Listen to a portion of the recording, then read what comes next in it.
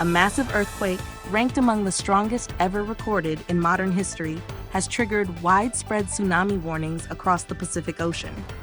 Measuring 8.8 in magnitude, the quake struck just off the far eastern coast of Russia. Initial reports indicated powerful aftershocks and the potential for tsunami waves reaching up to 4 meters in height. As a result, many countries across the Pacific region were put on high alert. The most severe warnings were initially issued for Hawaii and large parts of Japan.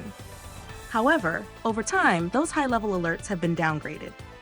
In addition to Japan and Hawaii, tsunami alerts of varying intensity were issued across a wide geographical span. From Alaska and the U.S. West Coast to nations like Mexico, Ecuador, and Peru, extending further to Indonesia, the Philippines, Guam, Micronesia, Taiwan, and even New Zealand. Thankfully, many of these warnings have also been scaled down as more data becomes available. Let's walk through how this high-stakes event unfolded. The earthquake occurred near Russia's Kamchatka Peninsula at 1:27 p.m. local time, which was roughly 2:30 a.m. in the United Kingdom. In the immediate aftermath, people in the affected area began sharing video footage online, showing buildings swaying violently. The regional governor urged the public to stay calm, even as shockwaves rattled communities. Although the earthquake caused structural damage in areas like Kamchatka, there have been no confirmed casualties. One kindergarten building, visible in footage, was empty at the time the quake hit. A fortunate stroke of timing that may have saved lives. Within just a few hours, tsunami waves began to reach nearby coastal regions like Sakhalin. Homes and buildings near the shoreline were flooded by rising tides, illustrating the reach and power of the oceanic disruption. Simultaneously, emergency alerts were broadcast across mobile networks throughout the Pacific, urging residents to evacuate to higher ground. One such alert even interrupted a live broadcast on BBC News. As the warning system expanded globally, memories of the devastating 2011 tsunami that hit Fukushima resurfaced in Japan. The public responded swiftly, taking refuge atop buildings to avoid the approaching waves. Almost 2 million Japanese citizens were placed under evacuation orders, a testament to the massive area potentially at risk. Fortunately, Japanese officials later downgraded the tsunami alerts, though vigilance remained high. In Hawaii, the response was equally intense.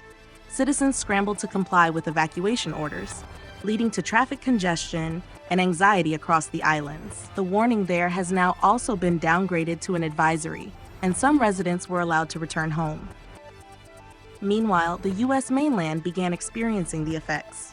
In Northern California, waves measuring up to 1 meter above normal tidal levels were recorded. Though there was no significant damage, the event underscored the scale of the quake's reach. The area in Japan under tsunami threat is incredibly vast, stretching from the northeastern region of Hokkaido to the southwestern area of Wakayama. Our Japan correspondent, Shahalil, reported that dozens of tsunami waves had already hit the Pacific coast. The sheer size of the evacuation zone, covering densely populated and industrial areas, explained why nearly 2 million people were affected. Train services along the coast were suspended, and a coastal airport, Sai Airport, was shut down, grounding 21 planes and impacting over 2,000 travelers. The main advisory remains in place.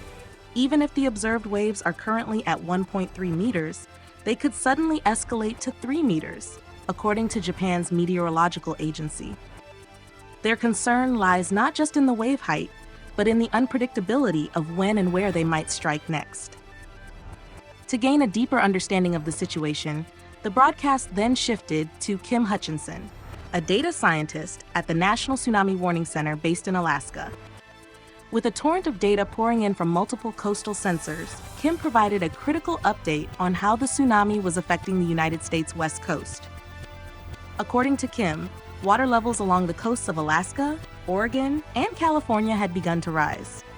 Most wave activity measured between 0.3 meters to 1 meter, a range classified in the U.S. system as a tsunami advisory.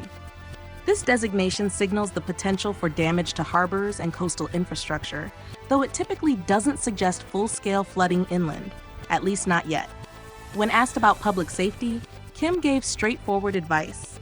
Open quote, "Stay away from the beaches," today is not the day to go suntanning and stay clear of harbors. She emphasized that tsunamis don't always end with one wave. They can last for hours, and subsequent waves may be more powerful than the first, a mistake that's cost lives in past events. Close quote. There was also discussion about aftershocks, which are common after such a major seismic event. While Kim confirmed that aftershocks were expected, she reassured the public that their 24-hour tsunami center is fully prepared to monitor and respond immediately should the situation escalate further. In a simple yet powerful analogy, Kim explained how the Pacific Ocean reacts during an undersea earthquake. Open quote. Imagine the ocean is like a bathtub. If you suddenly shove your hand up from the bottom, water will surge in all directions, sloshing over the sides. That's essentially what we see with tsunamis. Not just one wave, but a series. And the first isn't always the largest. Close quote. This visual helped illustrate how enormous volumes of deep sea water can be displaced so violently. With the Pacific Ocean being both incredibly deep and vast, the resulting energy from the earthquake is immense and highly destructive. Looking ahead, Kim noted that the short-term impact on the U.S. West Coast seems to be manageable. Most affected areas were seeing waves under 1 meter, which, while disruptive, is not catastrophic. However, there was still a section of Northern California where wave activity might exceed 1 meter, entering the range where coastal flooding becomes a serious risk. Authorities were continuing to monitor this area closely. Concerns were raised about the longevity of the threat. Could this go on for days? Open quote, possibly, Kim admitted. Though the hope is that it won't, she cautioned that events of this nature can linger unpredictably. The ocean, after being disturbed so violently, takes time to settle. Even if the most intense activity passes, residual wave patterns can still cause danger for an extended period. Close quote. When asked about the effectiveness of tsunami alert systems, Kim shared a hopeful outlook. Although their team was still buried under data, from seismic readings to sea level measurements, she expressed confidence in the early warning infrastructure. She hoped the alerts reached the public in time and that the public had taken them seriously. Kim also explained the origin of their data. Much of it comes from coastal tide gauges operated by the National Data Buoy Center, which is part of NOAA, the National Oceanic and Atmospheric Administration of the United States. But more crucially, they rely on an advanced system called DARTS, short for Deep Ocean Assessment and Reporting of Tsunamis. These underwater instruments are located far from shore and play a vital role in detecting tsunami activity early, long before it reaches land. In this incident, multiple DART systems were triggered, providing essential data that helped downgrade the threat level for the U.S. coast before any major damage occurred. As the broadcast wrapped up, a fresh update arrived from Russian authorities. The earthquake that originated near the Kamchatka Peninsula was initially severe, causing structural damage and localized flooding. Fortunately, no casualties were reported. Russian officials have now lifted the tsunami warning for the region, signaling that immediate danger has passed. This development offers a cautious sense of relief, though global authorities remain on high alert as the ocean's behavior continues to be closely monitored. The incident highlights the fragility of coastal communities, the power of nature, and the critical importance of preparedness and early warning systems. The successful response to this tsunami threat reflects years of scientific advancement and international collaboration in disaster preparedness. Thanks to satellite technology, real-time sea level sensors, seismic stations, and interconnected warning centers, experts were able to track and interpret the event within minutes of the initial quake. These tools provided critical lead time for governments and emergency responders across the Pacific Basin. But as scientists and emergency officials have emphasized, public response remains the key variable. No matter how fast the alerts are issued, the impact depends heavily on how quickly and seriously communities react. In Japan, the memory of the 2011 disaster that left over 18,000 dead or missing has deeply shaped the nation's culture of readiness. It's one reason why evacuation drills are routine and why millions moved swiftly to safety in this latest event.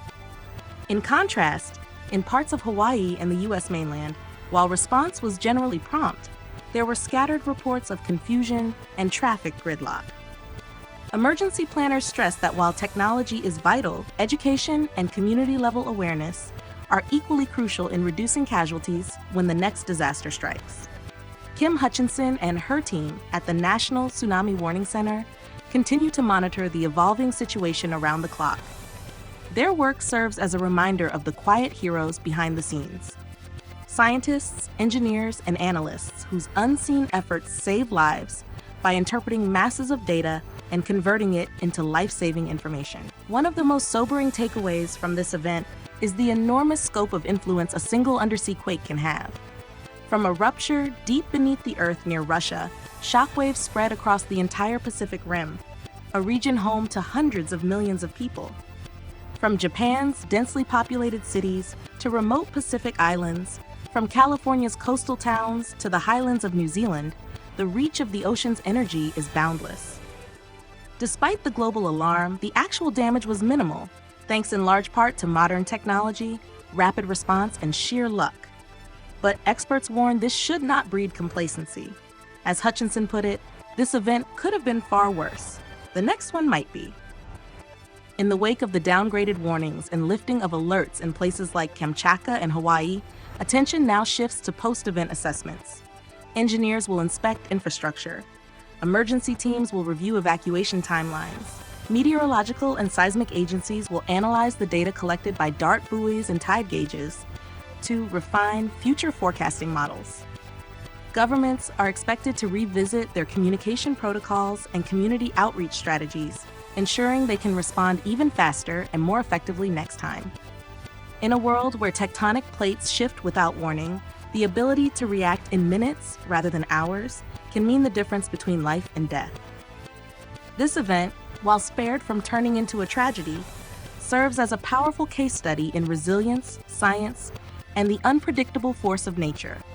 It reminds us that in the face of natural threats, our best defense lies in preparation, precision, and the unwavering cooperation of people across nations and disciplines.